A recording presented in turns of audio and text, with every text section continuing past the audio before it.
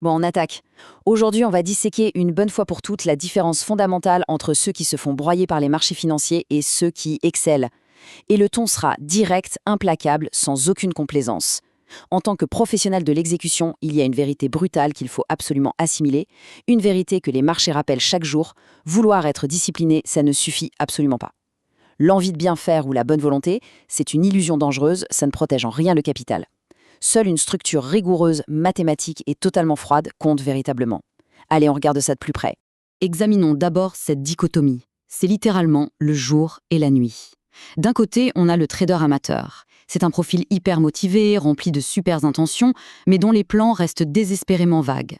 Son exécution sur les graphiques dépend presque entièrement de son humeur du jour, de la qualité de son sommeil ou de son enthousiasme. C'est une approche incroyablement fragile. Et de l'autre côté, on a l'opérateur fiable. Ce profil-là ne s'appuie jamais, au grand jamais, sur l'inspiration ou l'instinct.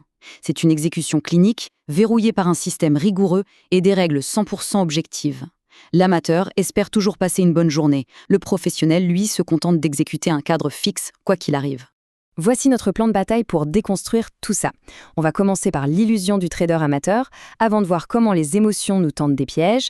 Ensuite, on définira l'armure du professionnel, on posera les piliers du protocole, on parlera du journal anti-biais et on terminera par le test de fiabilité. C'est parti. Point numéro 1. L'illusion de l'amateur, ou pourquoi la simple discipline finit inévitablement par s'épuiser. L'erreur la plus fatale quand on débute, c'est de croire qu'il suffit de faire un petit effort mental supplémentaire pour rester stoïque face aux fluctuations de prix.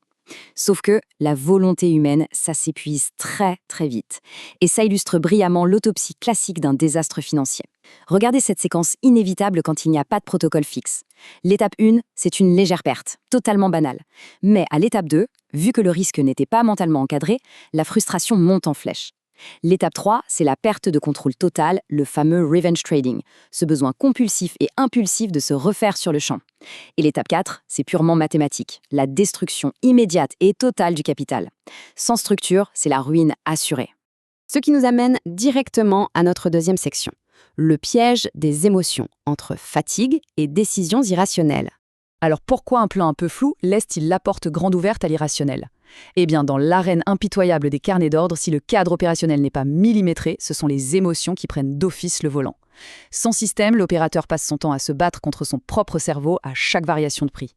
Chaque petite bougie rouge ou verte devient une micro-décision super angoissante. Et ça draine une énergie folle. Ce combat interne constant crée une fatigue mentale massive au bout de quelques heures de session, ce qui conduit droit à l'épuisement émotionnel et, in fine, à l'erreur d'exécution qui coûte cher. Il y a une citation absolument vitale à assimiler ici. C'est la thèse centrale de toute cette méthode de travail. Écoutez bien. La discipline sans structure devient une intention. La discipline avec système devient une force. C'est d'une puissance redoutable. Une intention, c'est volatile, ça s'évapore au tout premier pic de volatilité inattendue. Une force, au contraire, c'est ancré, c'est systématique et c'est inébranlable face au chaos extérieur. Troisième point. L'armure professionnelle. Comment se créer un véritable cadre protecteur ? Pour se hisser au niveau d'un opérateur rentable, le concept clé, c'est le protocole. Et attention, il ne faut surtout pas voir ce protocole comme une cage qui enferme, pas du tout. C'est véritablement une armure de combat. C'est un cadre rigide, applicable immédiatement, qui agit comme l'ultime barrière anti-faillite. Cette armure a une double fonction vitale. Premièrement, elle protège le capital financier des décisions impulsives. Et deuxièmement, elle protège la santé mentale en réduisant drastiquement la charge cognitive quotidienne. Le cerveau n'a plus besoin de débattre, il n'a qu'à suivre le protocole. Passons à la section 4, les piliers du protocole. Ces règles totalement non négociables. C'est ici qu'on définit vraiment l'arsenal, les règles ultra spécifiques. Le point crucial ici, c'est que le professionnel a déjà pris toutes ses décisions à l'avance. Le stress est complètement neutralisé puisqu'il n'y a plus aucune place pour l'improvisation. L'opérateur agit sur des horaires bien précis, il n'intervient que sur des configurations graphiques strictement définies et son risque par transaction est mathématiquement fixe. On ajoute à ça une limite de perte quotidienne intraitable, des procédures claires pour gérer l'euphorie après un gain et la frustration après une perte, sans oublier la fameuse pause obligatoire après un choc émotionnel, un journal minutieux pour la revue à froid, et bien sûr, la règle d'or, aucune prise de position si l'état mental est dégradé avant l'ouverture.